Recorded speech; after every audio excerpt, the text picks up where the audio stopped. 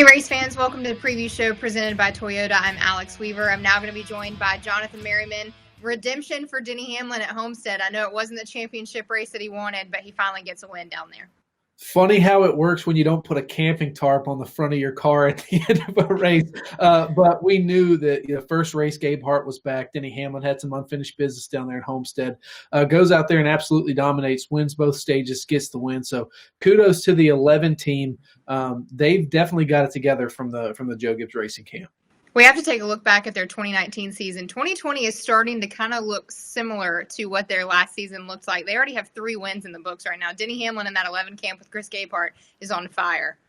Yeah, they are on fire. And, they would be champions at the end of last year if not for a piece of tape. People don't go back and think about that. Denny didn't choke.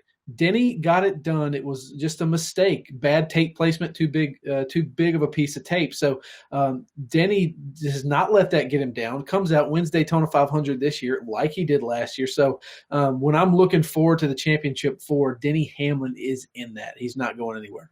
Yeah, I can tell you the tape will not be invited to Phoenix. All right, well, we were wondering when the Toyota drivers were going to kind of show up and make their mark. We've seen some wins with Martin Truex Jr. and Denny Hamlin, but as far as the whole camp, they've been struggling just a little bit. But they did have 3 inside of the top 10 from Miami, so maybe it's a turning point for them. They did, and I think I think the time to panic is around Kentucky. That's going to be somewhere in mid-July, but they've still got a little bit of time.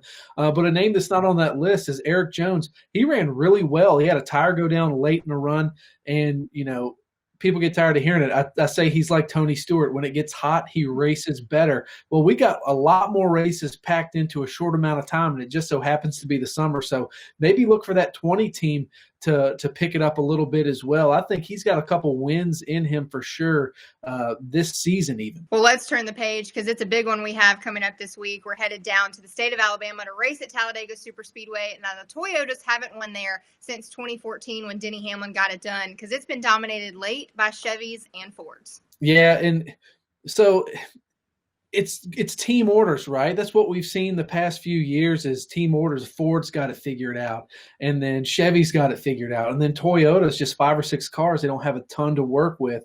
So, we'll have to wait and see. Certainly Denny Hamlin has proved himself to be one of the best restrictor plate racers. Not a plate racer anymore, but a super speedway racer out there. So look for him to be up front.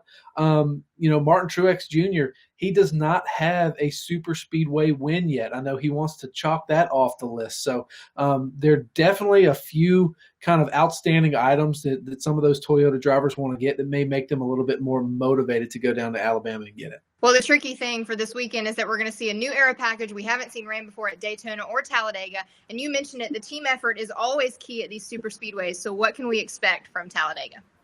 Man, we're going to have fans back in the stands, 5,000 of them in the stands. So that's enough to make some noise. So I think that combined with, we've been missing the super speedway races a little bit. We were supposed to have Talladega a little while ago, and we haven't been able to get it. We had iRacing. It just wasn't the same. So I think these guys are ready to get going. I think it's always a time where a wild card guy can come in and work his way into the playoffs.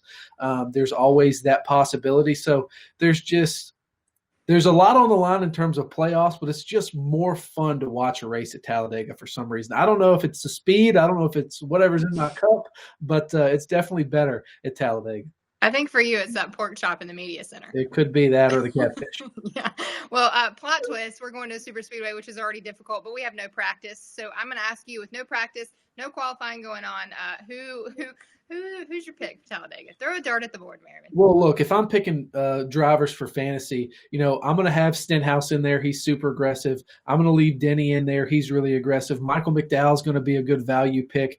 Other than that, it's close your eyes and point. Let's not forget Matt Kenseth is a great super speedway racer as well. He's back in a quality car. Any one of those names will do it, but I'm going to go with Stenhouse as a lock. All right. I'm going to go with the 88 of Bowman. I like Hendrick so far. They have been working together at those super speedways. I'm locking in the 88. Sounds good. All right. Well, we're headed to Alabama to race at Talladega Superspeedway. You're not going to want to miss it because it's going to be a good one. Welcome back, fans. We are glad to have you back. Tune into that 3 p.m. on Fox.